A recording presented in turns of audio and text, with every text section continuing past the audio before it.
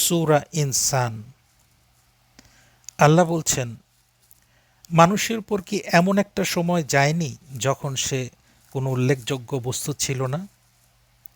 আসলেই তো তাই। কারণ আমরা একসময় কিছুই ছিলাম না, আমাদের কোনো অস্তিত্ব ছিল না এ দুনিয়ার বুকে, আমাদের জন্মের আগে।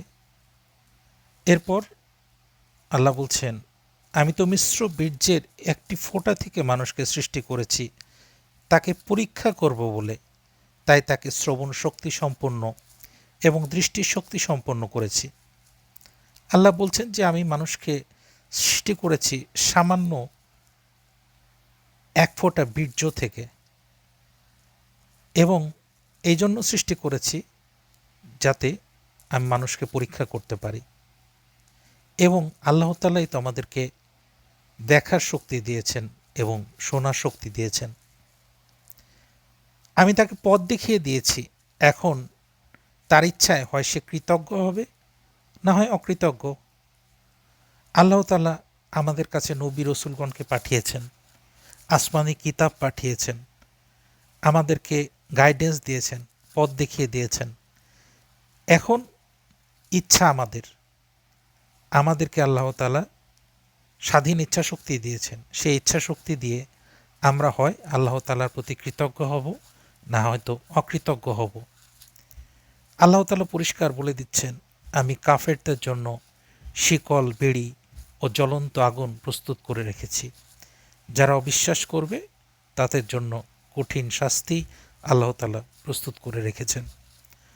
সৎকর্মশীলরা এমন এক পেয়ালা থেকে পান করবে যাতে থাকবে কাফুরের মিশ্রণ,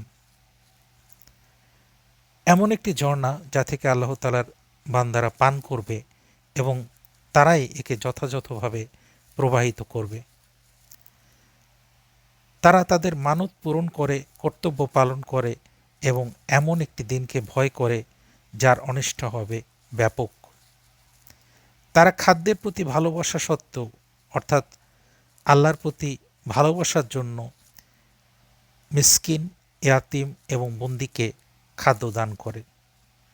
অর্থাৎ মানুষের কিন্তু এই পৃথিবীর বিভিন্ন বস্তু, টাকা পয়সা, খাদ্য, সম্পদ, এগুলোর প্রতি মানুষের ভালোবাসা আছে। এই ভালোবাসা সত্ত্বেও মানুষ যখন এতিম, মিসকিন, বন্দী তাদেরকে দান করবে আর বলে আমরা কেবল আল্লাহর সন্তুষ্টির জন্যই তোমাদেরকে খাওয়াই, অর্থাৎ এই দানটা আল্লাহর সন্তুষ্টির জন্য, তোমাদের কাছ থেকে কোনো প্রতিদান বা কৃতজ্ঞতা চায় না। অর্থাৎ এই প্রতিদানটা যারা মানুষের কাছ থেকে চায় না, তারা চায় এই প্রতিদানটা শুধুমাত্র আল্লাহ তাআলার কাছ থেকে। তারা যা করে শুধুমাত্র আল্লাহ তাআলার জন্য করে। আমরা আমাদের প্রভুর কাছ থেকে এক কঠোর এবং বিপদময় দিনের ভয় করি।